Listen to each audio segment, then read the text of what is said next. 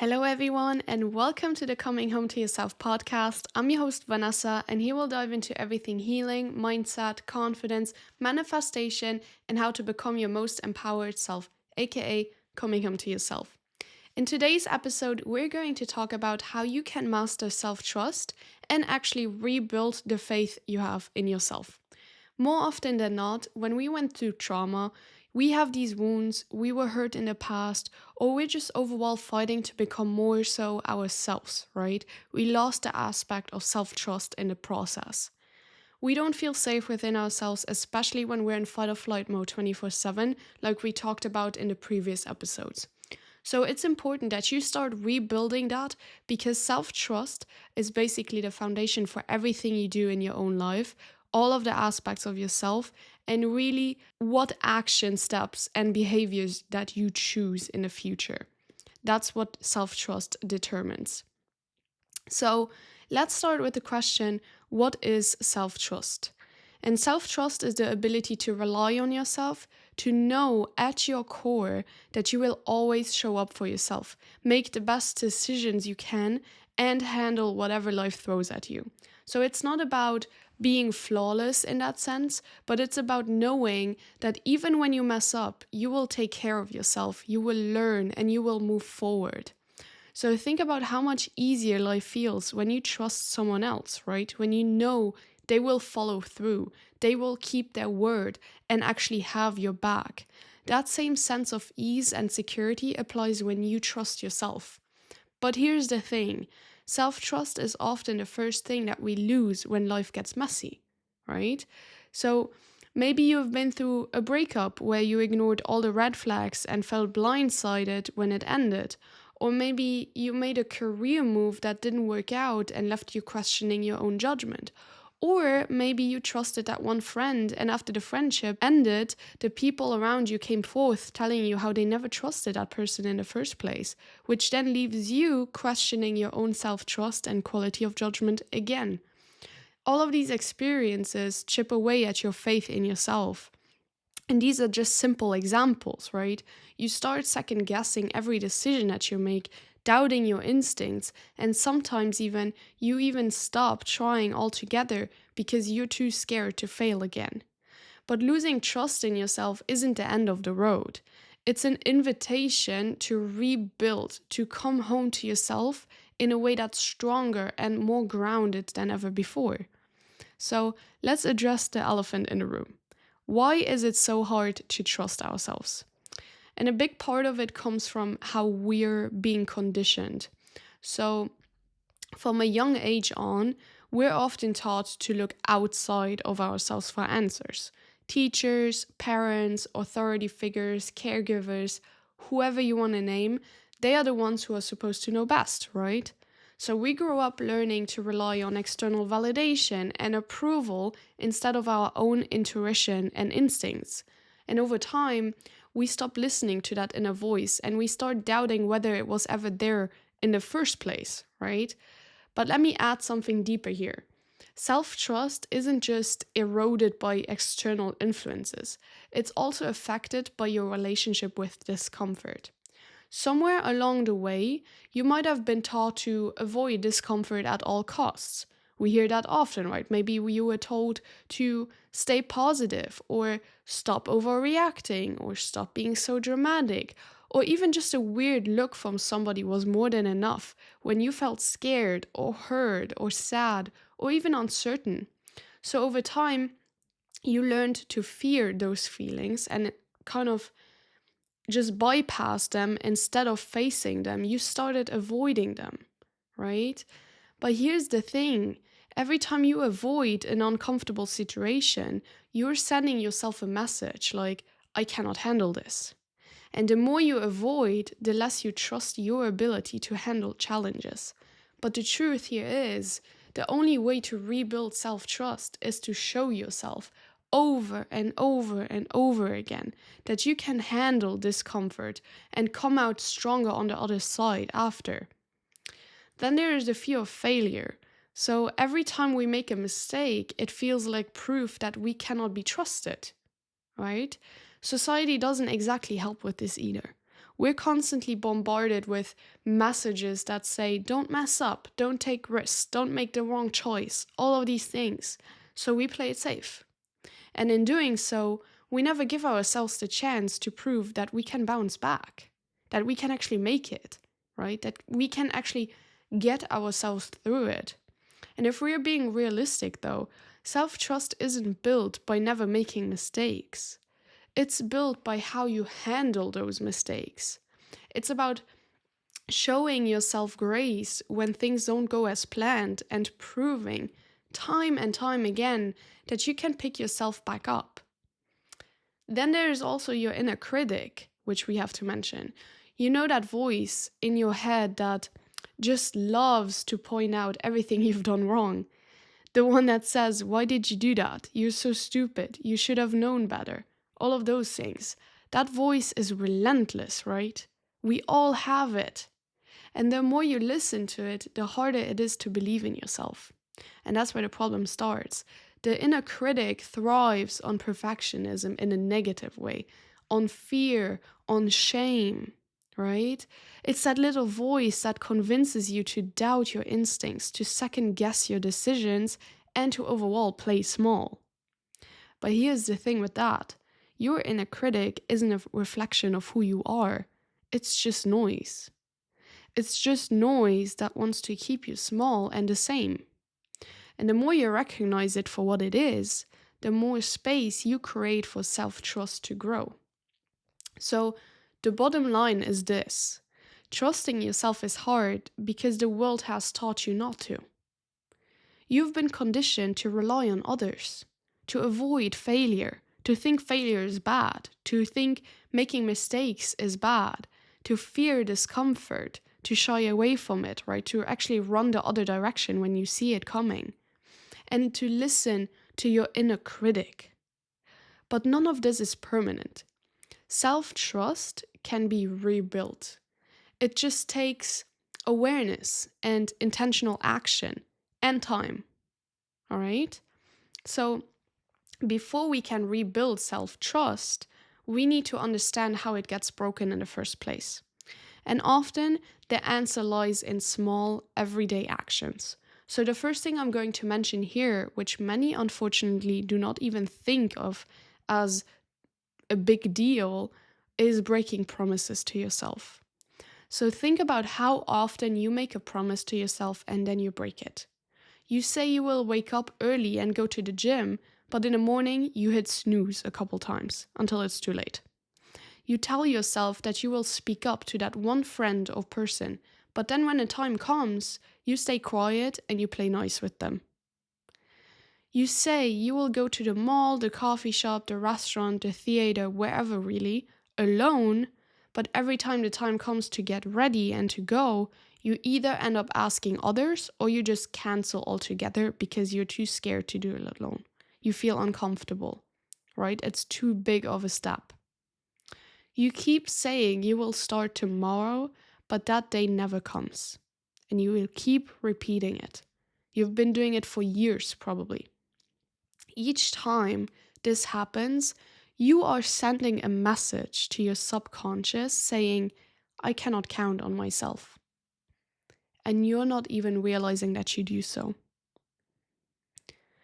The second one I'm going to mention is ignoring your instincts. So have you ever had a gut feeling about something or about a person, a situation, or maybe even an opportunity, but you actually ignored it, only to regret it later?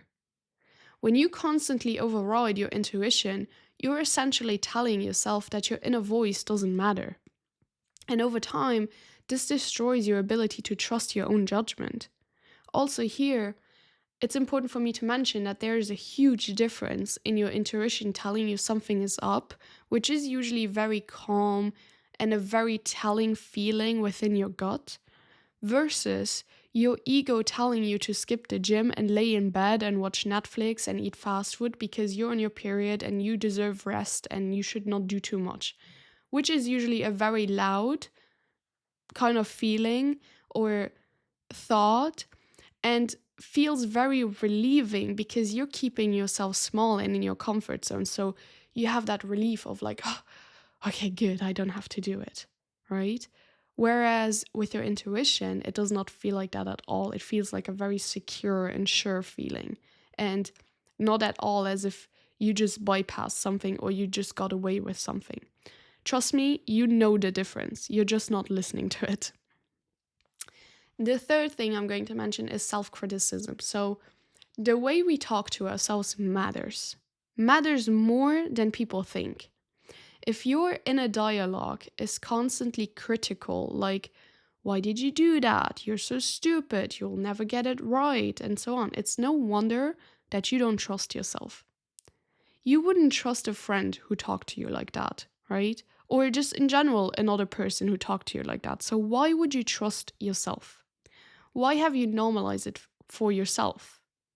You're being so self-destructive without even realizing the impact that it has on your subconscious mind, and therefore overall person, and therefore overall environment, and therefore overall your life, right? It's a domino effect. Through self-criticism, you're literally conditioning yourself to hate yourself, to dislike who you are, and to not be able to look in a mirror, dressed or undressed, and see a human that you adore and love. Tell me if you're able to do it. I bet you're not. No, it's not society. It's not people being not being open-minded enough towards you. It's not people being rude and not validating your insecurities. It's not people bashing and not respecting your mental health issues that you have and your anxiety and life is so hard and depression and all of the things. It's not people not understanding what you're going through. It's also not the Matrix or the Illuminati wanting to keep you small and poor and all of these things, right? And having this bigger plan for you. It's you. It's you and you alone self-sabotaging your own life, your own person, your own human, right? And it's your responsibility to change that, nobody else's. So stop blaming external factors. Then the next thing is seeking external validation. So when you rely on other people to tell you what's right or what's wrong or what you should do, you are outsourcing your own power. The more you look to others for approval, the less you trust your own ability to make decisions. And over time, you start to second guess yourself, even in situations where you already know the answer deep down, right? It creates a cycle where you feel disconnected from your intuition because you've trained yourself to prioritize everyone else's opinions over your own. For example, imagine you're considering switching careers, right?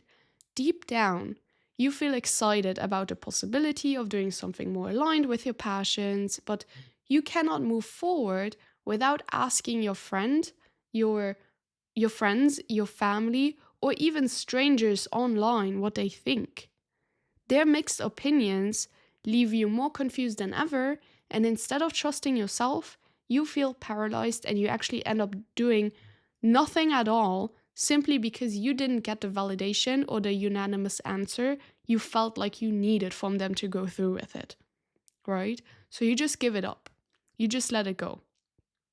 Or I want you to think about buying something as simple as an outfit, let's say. You might love how it looks on you, but instead of enjoying that feeling and buying it, you find yourself sending pictures to a friend or waiting for someone else to say it's cute and it looks good on you and you should buy it before you can actually feel confident in your own choice. And in these moments, you are giving away your power and you are reinforcing the belief that your own judgment is not enough. And while all of these examples and points I've made seem very small and even silly on their own, they have a cumulative effect that can completely break your self-trust over time. Trust me on that.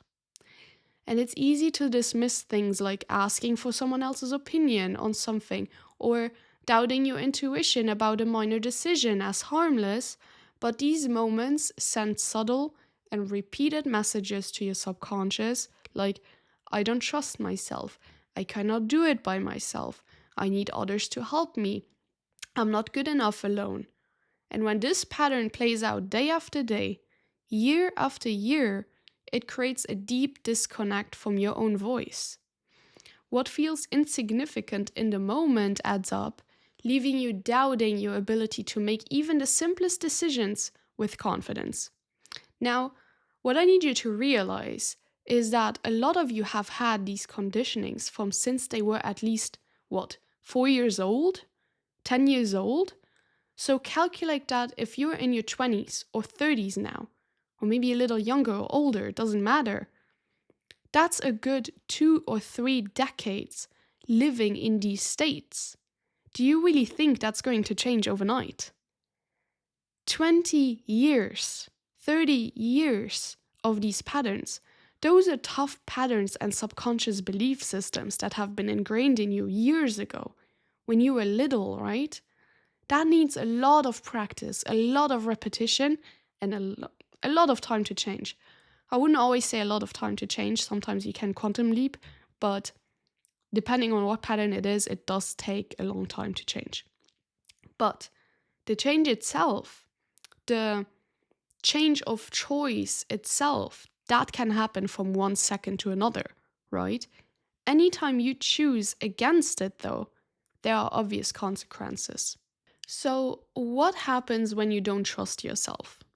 Well, living without self-trust is exhausting. So, it's like walking through life on shaky ground, never feeling fully stable or secure. And every decision, every conversation, and every opportunity feels heavier simply because there's this constant voice in the back of your mind whispering, what if you're wrong? What if this doesn't work out? What if we fail? Right? And instead of moving through life with confidence and clarity as you should, you're stuck in a cycle of hesitation and self-doubt. And here's what that can look like. So first, obviously, you have decision paralysis. So imagine needing to make a relatively simple decision, like whether to accept an invitation to a social event or what career opportunity to pursue. Whatever it is, you know these situations when instead of choosing immediately and yourself, you go and ask your friend, hey, are you going to that? Or are you doing it? Are you participating in it? Hey, what did you choose to do? And whatever you choose to do is going to be based off of the answer that they have given you. So you're not going to the event because you don't want to go without them. If they are not going, you're not going. You don't want to make that switch of a career change because they are not coming with you, and so on, right? So instead of confidently choosing, you spend hours or even days agonizing over every possible outcome. You create endless mental lists of pros and cons, but no matter how much time you spend, you still feel unsure. And this paralysis can seep into every area of your life, making even minor choices feel very overwhelming for you. It's exhausting to constantly second guess yourself, and over time, this leads to frustration, anxiety, and the inability to move forward, right? So you either depend too much on friends and what other people's choices are and what they are saying, or you just cannot make this decision at all, right? Either way, it shows how unsure of yourself you are and how you cannot depend on yourself alone and you don't have self-trust. Now, the next thing I'm going to mention is that overthinking is a huge part of it as well. So without self-trust, your mind becomes a constant replay reel of past actions and conversations. So you analyze every word you said, every move you made, and wonder if you could have done it better. Did I offend them? Did I make the wrong choice? Did I sound stupid? Or you're even replaying fights in your head, but this time you're telling them how you really feel because you were too chicken to do so in person. So now you have this whole debate going on in your head, putting yourself in these negative feels all over again and feeling superior because now you have the upper hand. And this overthinking keeps you stuck in the past. Doesn't matter what it's about, it keeps you stuck in the past and it keeps you unable to let go and move on. It's basically a mental loop that just drains your energy which leaves you little room for joy or focus on the present moment, right? Then you have the fear of taking risks. So when you don't trust yourself, stepping into the unknown will feel terrifying to you. So you avoid trying new things, whether it's pursuing a passion or maybe even starting a business or even saying yes to a new relationship because you are terrified of making the wrong choice or failing. And that fear keeps you in your comfort zone. So even when that comfort zone feels stagnant or unfulfilling, that is. And the worst part? Deep down, you know that by avoiding risks, you're also avoiding growth, which then in turn gives you a full circle moment because that makes you feel shame and fear even more and all over again, right? So it's just this loop that never ends, this circle, this cycle that never ends. Then lastly, you have strained relationships. So if you don't trust yourself, it's nearly impossible to trust others. Not fully, at least. You might find yourself questioning the motives of the people around you, or you're feeling insecure in your connections, or you're constantly seeking reassurance from your loved ones or from your partner, right? And this, let's be honest, creates tension and distance. Because others probably feel burdened or even annoyed by the need of by your need of validation, right? Or worse, you might even attract people who take advantage of your self-doubt, leading to toxic or one-sided relationships. And often that's also how you end up in narcissistic relationships even. Because you're this insecure person, right? The result is a cycle of insecurity and conflict that leaves you feeling even more disconnected from others, but especially from yourself, right? And then there's perhaps the most heartbreaking consequences of all, which is you start to shrink. So when you don't trust yourself, you stop dreaming big or even stop going after what you really want altogether. So you are convincing yourself that it's safer to play small because if you aim for less, there is less risk of failure, right? But by doing so, you are also cutting yourself off from the joy, the fulfillment, and the abundance that come from pursuing your true potential. So you're never being who you truly are at your core. You will never find out because you're never even trying, right? And over time, this shrinking starts to feel normal. You stop asking yourself what you truly desire because you've convinced yourself it's out of reach. It's become your new normal. It's become your new everyday. And while it might feel safer in the moment to avoid risks, the long-term result is a life that feels even smaller and more limited than what you're truly capable of living. So overall, living without self-trust isn't just exhausting, but it's really a form of self-abandonment. You're disconnected from the person who knows you best, which is yourself. But here's the truth.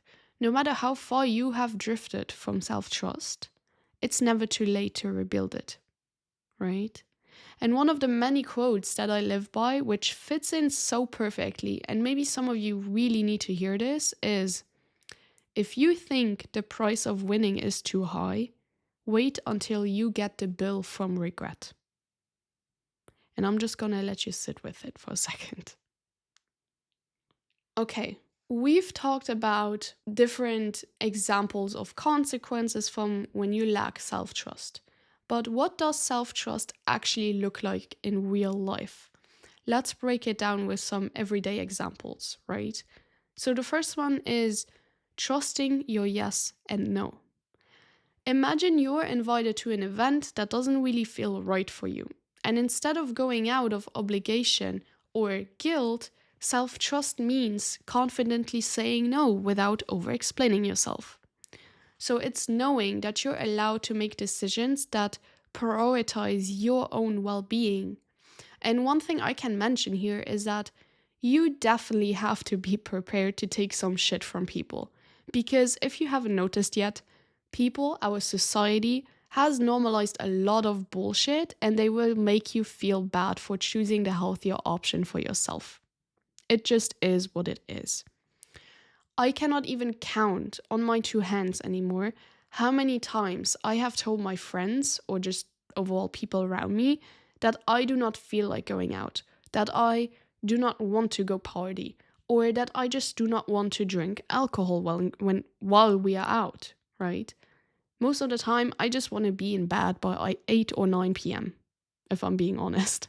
And the amount of times I have gotten backlash from them saying I was boring, I was a grandma, I wasn't fun, or that it was unfair to them to set a time limit on the hangouts with them because it would limit them.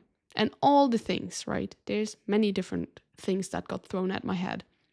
But you have to realize that from their perspective, it's a personal attack against them. They feel like because you are choosing yourself, it's offensive to them because they are not doing it in that moment for themselves, right? In that moment, they are not choosing the healthier option, which leaves them feeling like you are judging them. Did that make sense? Did that land? But that's just another challenge testing your self-trust, because your only intention should be choosing yourself. You shouldn't care about that. And you shouldn't care about any other thing than choosing yourself. You're not even thinking about them in that moment, right? It doesn't actually say anything about them in that moment at all. You're not there judging their choices. You are simply choosing what's best for you, and that's all you are going to think about, no matter their reaction, right? So that's just one thing you have to ignore. You have to be prepared for it for sure, but that's just one thing you just cannot get into it, right? Because it's never going to end, and it's just going to make you mad in the end. So you cannot control it. The only thing you can control is yourself and your reaction, all right? The next thing I'm going to mention is taking responsibility without self-blame. So important. So let's say you missed a deadline at work or at school, or honestly, wherever really, at university, wherever.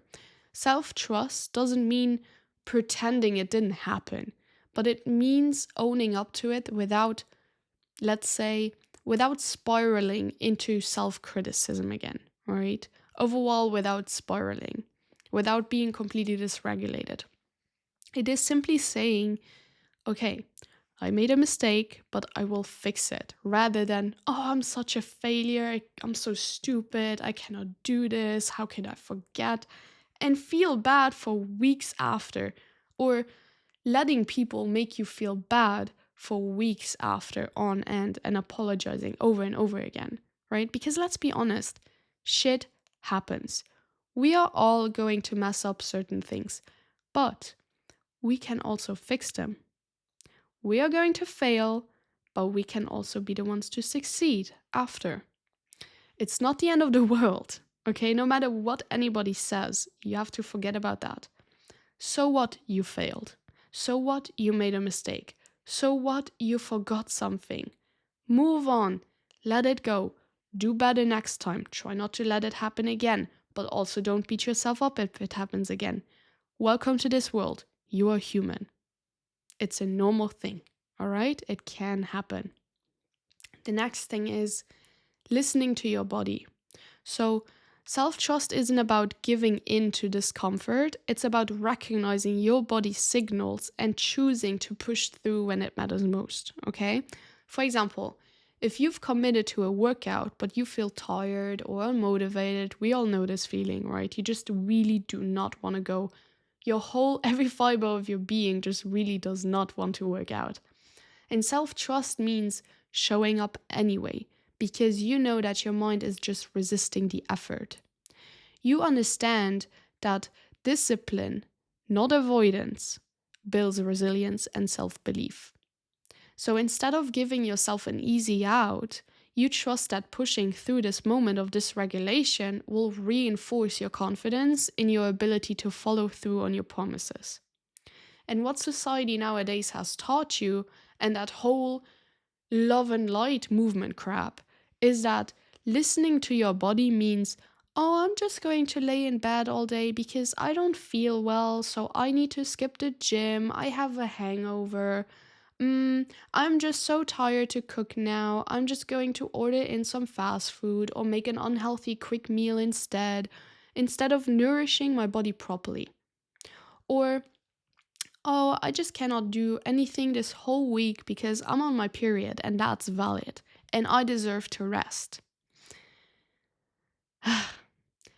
Especially the period one. Because girls, let's be honest, you know it's coming each month. Pretty much exactly to the day it starts until the day it ends. You know. So why are you still using it as an excuse after years of going through it? Why are you still letting it set you up for failure each month and use it as an excuse and just as a get out of jail card instead of finding ways and solutions to set yourself up for success? Every month, you're telling your subconscious you are giving up on yourself literally. Think about that.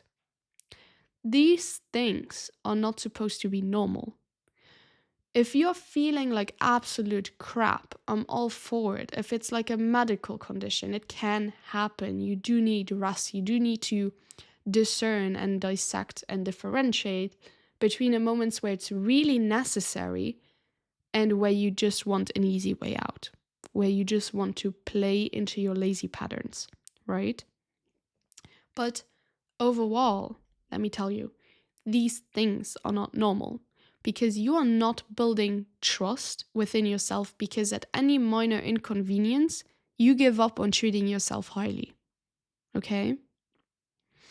The next thing is following your intuition. So you meet someone new and something about them feels off, even though they seem perfectly nice on the surface, right? So self-trust is listening to that feeling and setting boundaries from the beginning, even if you cannot logically explain why. All right. And that's just a silly example, but you almost always find out later why your intuition was telling you something was off, right? Even if it's about a situation or an a place instead of somebody, right? For some reason, it will always come full circle so that you will know whether you were right or wrong, even if it's years later. But let me tell you, if it was your intuition, you were for sure right. If it was just your ego and it was something else coming up for you, you're probably wrong. The next thing is owning your choices. So whether it's a career change, a move inland or abroad, or even a breakup, self-trust means making decisions that align with your values and not second-guessing them just because someone else doesn't approve. So it's about standing firm in your convictions even when those around you question your choices or try to project their fears and limiting beliefs onto you. So, owning your choices doesn't mean that you will always get it right. It means that you are willing to take responsibility for your decisions, learn from the outcomes, and adjust when necessary. Because when you trust yourself to make aligned decisions, you stop seeking reassurance from others. You know that no one else can fully understand your journey, your values, or what feels right for you in the moment. So, self-trust means giving yourself permission to forge your own path, even when it doesn't make sense to anyone else. And when doubt creeps in, which it inevitably will, you remind yourself that you are capable of navigating the consequences of your choices, good or bad. Because remember that even if you chose wrong, you still chose right. Let that one sink in as well. Lastly, I want to mention rebuilding self-trust takes time and repetition, but it's absolutely possible, right? And I want you to think of it like rebuilding trust in a relationship. So whether that's with a friend or a partner or maybe your family or just yourself, it's all about consistency. Just as you wouldn't expect to instantly trust someone who's let you down, you cannot expect to instantly trust yourself after years of doubt or broken promises. It's a whole process, and every small, intentional action contributes to that foundation of trust. So, every small promise you keep, every time you listen to your intuition, and every moment of self compassion, all of these things, they all add up. Even the smallest steps, like following through on a daily task you set for yourself, or just honoring a boundary that you've established, they all send a message to your subconscious saying, I can trust myself again. I am safe with myself. And over time, these moments accumulate, and that trust becomes unshakable. Okay? So when you start to trust yourself again, everything changes. Decisions become easier because you're not constantly questioning your own judgment. Then you stop overthinking every choice and instead you move forward with clarity and more confidence, knowing that no matter what happens, you will handle it. You start to take risks, not because you're fearless, but because you trust your ability to navigate whatever comes next. You feel fear, but you proceed anyways. Okay? And that's what the real beauty of self trust is about.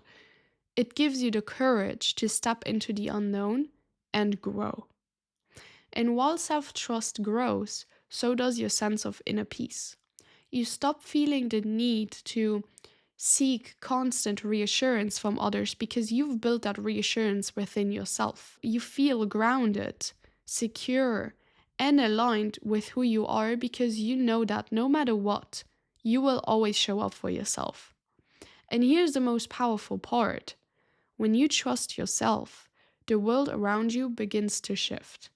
Your relationships improve because you're no longer projecting insecurity or needing others to fill the gaps for you, right? You attract opportunities that align with your values because you are making decisions from a place of confidence. And life overall feels lighter because you're no longer carrying the heavy weight of self-doubt.